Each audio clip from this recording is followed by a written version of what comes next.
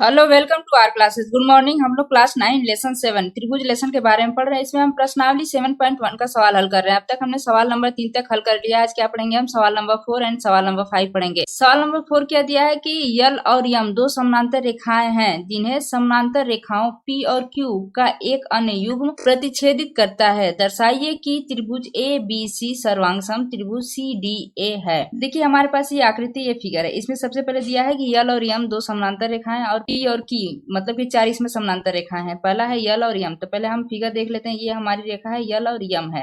यल और यम दो समानांतर रेखा यहाँ पर है और P और Q दो समानांतर रेखा ये हैं। तो सबसे पहले हम देख लेते हैं इसमें यल और यम का समानांतर रेखा। यहाँ पे हम फिगर से समझ लेते हैं। हमने बनाया एक रेखा, ये है यल, दूसरी रेखा ये क्या है? यम। ये हमारी यल रेखा, ये रेखा यम है। यही है ना यल और यम। देखिए इसमें एक बीच में एक तिर्यक रेखा दिया है। ये बीच में एक तिर्यक रेखा दिया है। कौन है ये ए है, एच सी है। ये तिर्यक रेखा दिया है। अब हमने पढ़ा है नियम कि जब दो समानांतर रेखा को एक तिर्यक रेखा काटती है तो उनके एकांतर कोण बराबर होते हैं। इस तरह हम कह सकते हैं ये कोण बराबर हो जाएगा इस कोण के बराबर हो जाएगा। देखिए ये कोण कौन हुआ? ये कोण हुआ। इस कोण को हम कह सकते हैं कोण, हम मान लेते हैं इसे एक, ये कोण एक मान लेते हैं, इसे ये से कर देते हैं कोण 2। हम कह सकते हैं ना कि कोण 1 बराबर कोण 2। यहाँ पे हम लिख सकते हैं कि कोण 1 बराबर कोण 2 लिख सकते हैं किससे? एकांतर कोण से। देखते हैं दूसरा। इसमें दूसरी रेखा भी है। देखिए ये भी समानांतर रेखा है। समानांतर रेखाओं P और Q। देखिए ये समानांतर रेखा है, मतलब कि ये हो गया आपका P, ये हो गया आपका Q। ये P रेखा है, ये Q है। ये दो समानांतर रेखा है। देखिए इसमें भी एक तिर्यक रेखा इसे काट रही है, एक ऐसे। देखिए इसको ऐसे काट रही है, इसको ऐसे काट रही है तिर्यक रेखा। देख रहे हैं इसे ऐसे काट रही है। तो ये भी क्या है? ये है A, ये है C। इसमें भी हम ये एकांतर कोण हो सकता है। ये कोण एकांतर है, ये कोण, ये दोनों एकांतर कोण। देखिए ये जेड जैसा बन रहा है ना, देख रहे हैं आप जेड बन रहा है। तो इसके अंदर के कोण जो होते हैं एकांतर कोण बराबर होते हैं। इसे हम मान लेते हैं, इसे हम कह सकते हैं कोण 3, इसे हम कह सकते हैं कोण 4। देखिए हम इसको हम यहाँ पे लिख सकते हैं, यहाँ पे इसको हम कह सकते हैं ये कोण 3, इसको हम कह सकते हैं ये कोण 4। यहाँ से हम कह सकते हैं कि कोण 3 बराबर कोण 4। तो इसमें हम सबसे पहले लिखते हैं कि यल समानांतर है यम के, और जो AC रेखा है वो क्या है? एक तिर्यक रेखा है। एक तिर्यक रेखा है AC, एक तिर्यक रेखा। तो यहाँ पे हम लिख सकते हैं कोण 1 बराबर कोण 2। दूसरी तरह हम यहाँ पे अब ले लेते हैं P समानांतर है Q रेखा के, इसमें भी AC तिर्यक रेखा है, इसलिए यहाँ पे हो जाएगा कोण 3 बराबर कोण 4। इससे आया ये एकांतर कोण से, एकांतर कोण से आया है। ये भी एकांतर कोण से। देखिए यहाँ तक तो समझ में आ गया। अब हमें बता रहा है कि हमें त्रिभुज देखना है कि त्रिभुज ABC व त्रिभुज CDA में। तो देखिए हम यहाँ से अब काट के देखिए हम त्रिभुज को अलग कर लेते हैं। हमारा त्रिभुज है ABC, यहाँ पे हम लिख लेते हैं ये त्रिभुज ABSC। ये हमारा त्रिभुज हो गया। ये है A, ये है B, ये है C। दूसरा त्रिभुज क्या है? CDA। दूसरा त्रिभुज हम बना लेते हैं। ये है C, ये है D, ये है A। दो त्रिभुज हो गए। इसे हमें क्या करना है? सर्वांग करना है। तो इस दो त्रिभुज में, ये वाला त्रिभुज में कोण ये बराबर हो गया है, ये कोण बराबर है इस कोण के, और ये कोण बराबर है इस कोण के। मतलब इसमें दो कोण बराबर हो गए। मतलब दो कोण बराबर हो गए। एक भुजा अगर बराबर हो जाती है, मान लीजिए बीच की भुजा अगर बराबर हो जाए, तो हम कह सकते हैं कि कोण भुजा कोण से ये त्रिभुज सर्वांग हो जाएगा। देखिए ये जो बीच की भुजा है ये क्या? AC है। देख रहे हैं AC, ये देखिए दोनों में कॉमन है। यहाँ पर भी कॉमन है, यहाँ पर भी है। इसका मतलब क्या है कि दोनों एक ही भुजा है, उभयनिष्ठ है। इसलिए क्या होगा? AC बराबर हो जाएगी। इसलिए हम कह सकते हैं ये कोण भी बराबर हो गया, ये कोण भी बराबर हो गया, ये भुजा बराबर हो गई। मतलब इस दोनों त्रिभुज में दो कोण बराबर हो गए, बीच की एक भुजा बराबर हो गई। भुजा बराबर हो गई तो ये नियम लग सकता है। ये हो गया हमारा कोण, मतलब कि एंगल। ये हो गया साइड, बोले तो यस। ये क्या हो गया? एंगल। एंगल साइड एंगल के नियम से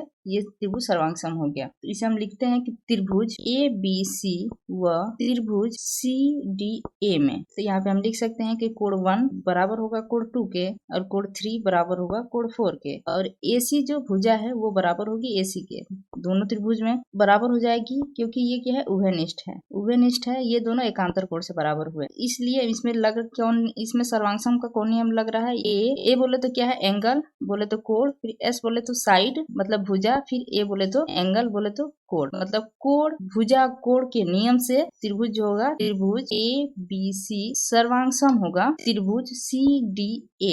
यही हमें सिद्ध करना था। सवाल नंबर 5 है, रेखा यल कोण A को संधिभाजित करती है और B रेखा यल पर स्थित कोई बिंदु है। BP और BQ कोण A की भुजाओं पर B से डाले गए लंब है। दर्शाइए कि, पहला दिया है कि त्रिभुज APB सर्वांगसम त्रिभुज AQB। दूसरा है कि BP बराबर BQ है, अर्थात बिंदु B कोण की भुजाओं से समदूरस्थ है। देखिए हमारी ये आकृति है। इसमें क्या दिया है कि रेखा यल, ये एक यल रेखा है, ये बीच वाली जो रेखा है वो L रेखा है। ये जो रेखा यल है ये कोण A, देख रहे हैं ये क्या है? ये कोण A है। इस कोण A को समद्विभाजित करती है। कोण ए को समद्विभाजित करने का मतलब क्या है कि कोण को दो बराबर भागों में बांट देती है। तो जब दो बराबर भागों में बांट देगी तो कोण ये और ये दोनों कोण बराबर हो जाएंगे। तो इसे मान लीजिए हम नाम दे लेते हैं, इसे कोण 1 कर लेते हैं, इसे कोण 2 कर लेते हैं। तो ये हो जाएगा कोण 1 बराबर कोण 2 हो जाएगा। क्यों हो जाएगा? क्योंकि जो रेखा यल है ये कोण ए को दो बराबर भागों में समद्विभाजित करती है। तो कोण 1 बराबर कोण 2 हो गया इस नियम से। और कह रहा है कि बी रेखा यल पर स्थित कोई बिंदु है। जो ये बी है वो रेखा यल पर स्थित एक बिंदु है। ये बिंदु है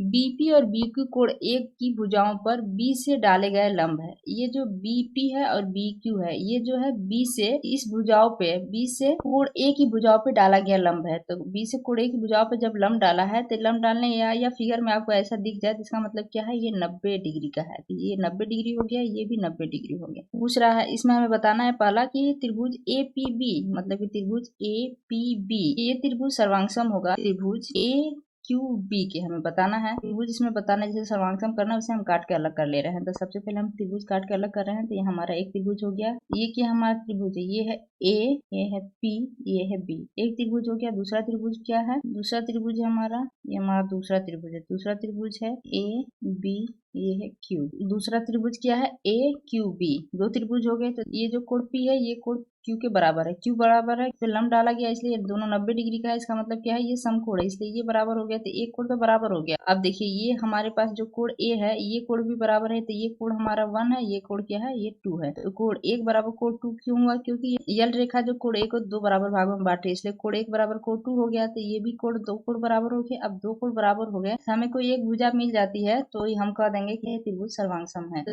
देखिए इसमें एक भुजा कौन है कॉमन? देखिए ए बी रेखा जो है, देखिए एक भुजा दिख रहा है ना आपको ए बी, ये भी यहाँ पर भी है, ए बी इसके लिए भी है। मतलब कि एक ही भुजा दोनों में कॉमन है, एक ही भुजा है जो दोनों में कॉमन है। इसलिए क्या हो गया? ए बी बराबर ए बी हो जाएगी। तो यहाँ से हम क्या कर सकते हैं कि कोण पी बराबर है कोण क्यू के, क्योंकि ये 90 डिग्री का है इसलिए एक कोण बराबर हो गया। दूसरा क्या है? कोण 1 बराबर कोण 2 हो गया। क्यों हो गया? क्योंकि समद्विभाजित करती है ए बी भुजा जो बराबर होगी ए बी भुजा के, क्योंकि ये दोनों में कॉमन है, ये उभयनिष्ठ है इसलिए ये बराबर हो गई। तो यहाँ से हो गया ये कोण, ये भी कोण एक भुजा। तो देखिए ये कोण एक कोण, लेकिन ये भुजा बीच की नहीं है, कोई एक भुजा है, बीच की भुजा नहीं है। तो ये सर्वांगसम का नियम हमने पढ़ा है कि कोण कोण भुजा मतलब कि किसी भी त्रिभुज के दो कोण या कोई अन्य भुजा अपने दूसरे त्रिभुज के संगत कोण और भुजा के बराबर होती है तो वो त्रिभुज क्या होते हैं? सर्वांगसम होते हैं। इस नियम से हम बता सकते हैं। इसे हम हल करते हैं। तो सबसे पहले हम त्रिभुज लिख लेते हैं। दो त्रिभुज कौन कौन है? त्रिभुज है त्रिभुज APB व त्रिभुज AQB में। इसमें क्या हम सबसे पहले लिख सकते हैं कि कोण 1 बराबर कोण 2 कैसे आया? क्योंकि रेखा जो यल है वो क्या है? कोण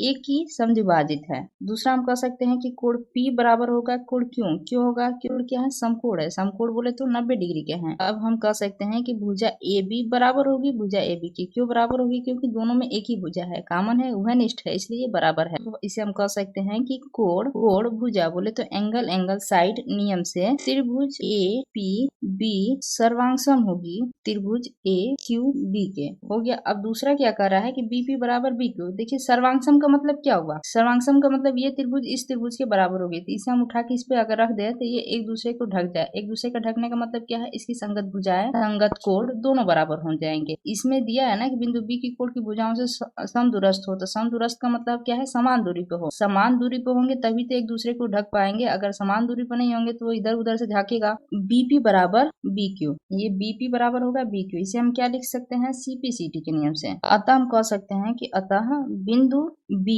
कोण की भुजाओं से समदूरस्थ है। Thank you for watching. Please like and subscribe my channel.